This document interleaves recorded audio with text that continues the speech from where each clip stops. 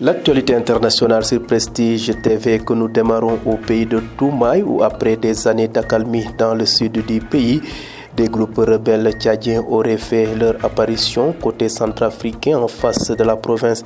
d'Ilogon oriental dans le sud tchadien. Ces groupes rebelles tchadiens se seraient constitués depuis la répression sanglante des manifestations contre la prolongation de la transition opiade. Le gouvernement de la transition qui prend au sérieux cette menace, surtout après les premières attaques de la mi-avril qu'il attribue à des rebelles, vient installer une base militaire qualifiée d'extrêmement robuste à Gorée, près de sa frontière avec RCA. Au Soudan voisin, après plus de 2 semaines d'affrontements, les combats acharnés se poursuivent toujours ce mardi 2 mai entre l'armée et les paramilitaires en guerre pour le pouvoir au mépris d'une trêve quasiment violée. Les violents affrontements à Khartoum et dans d'autres régions, en particulier au Darfour, ont fait plus de 500 morts et 10 fois plus de blessés selon des bilans largement sous-élevés. Dimanche, une nouvelle trêve quasiment jamais respectée a été renouvelée pour 72 heures. Bouclons rapide de survol de l'actualité internationale au Moyen-Orient où Kader Adnan, un responsable du mouvement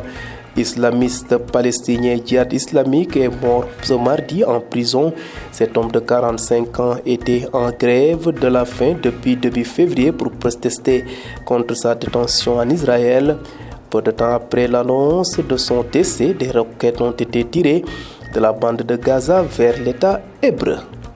xibaaru bitim réew ci seen télévision régionale di Prestige ñu tàmbale ko nag ca dëkkub Toumaï di Tchad ginnaaw bu ñu gisee ne nag at yi yëpp gis nañ ne daal ca réew ma dal jot na fa am waaye nag ci fan yi rek wax nañ ne de ñaari groupe rebelle daal dinañu feeñ fa nga xam ne mooy seen frontière ak Centrafrique te jàkkaarloog ak province bu ñuy wax Logon oriental nekk ci bëj saalumu réewum Tchad. rebelle yooyu sax wax nañ ne daal ñu ngi sokkeeku ginnaaw nag bu nguur gi daal di amee répression jëmale ci manifestation ya te amoon nag ci at bi weesu gouvernement bi nag wax na ne daal rebelle yooyu daal dinañ leen jël au sérieux ndax ba tax na daal dinañ fa installé ca gox ba ab base militaire boo xam ne ñu aguerri lañu ñu man lu ñuy def ngir fexe daal ba daal di ndarkeppe rebelle yooyu.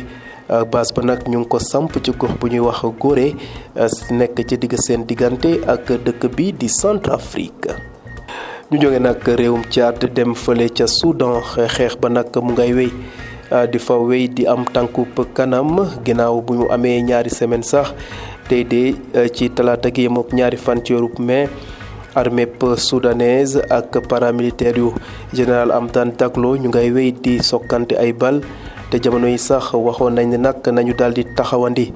jëmmal la ñuy wax cessez-le-feu waaye ci mujjantal ba nag cessez-le-feu boobee gis nañ ne jëmmal nañ ko waaye kenn respecté wu ko ndax xeex yaa ngay wéy di am ca fa nga xam ne moom mooy Khartoum di capitale ba xeex yooyu sax daal dina laal gox bu ñuy wax Darfour lu tollook juróomi ju téeméeri nit daal dina ñàkk seen bakkan ñu bari nag am ay gaañu yu metti moo naa de dimanche ki ñu génn nii de ñu nga doon yokk la nga xam ne mooy cessez-le-feu ba ñu daal di ko yokk 3 fan waaye daal gis nañ ne daal xeex ba mu ngay wéy di tar ca réewum Soudan. jeexalee xibaaru bitim réew yi fa nga xam ne mooy Moyen-Orient ka ñuy wax Kader Adnan nekk nag kilifa bu mag di bokk ci mouvance bu ñuy wax Djihad islamique nekk ci réewum Palestine. moom de ñàkk na bakkanam tey jii ci talaata gi ginnaaw buñ ko tëjee ci ab prison ca réewum Israël moom de dafa doon def grève de la faim ngir nakkarlu tëj bi nga xam ne tëj nañ ko ca réewum Israël ginnaaw nag bu ñu yëglee faatoom ay roquette daal di jóge fa nga xam ne moom mooy bande de Gaza ña nga xam ne ñooy waa Hamas daal di jafal jëmale ca fa nga xam ne moom mooy Israël loolee de lañu nemmeeku ci bésub talaata gi.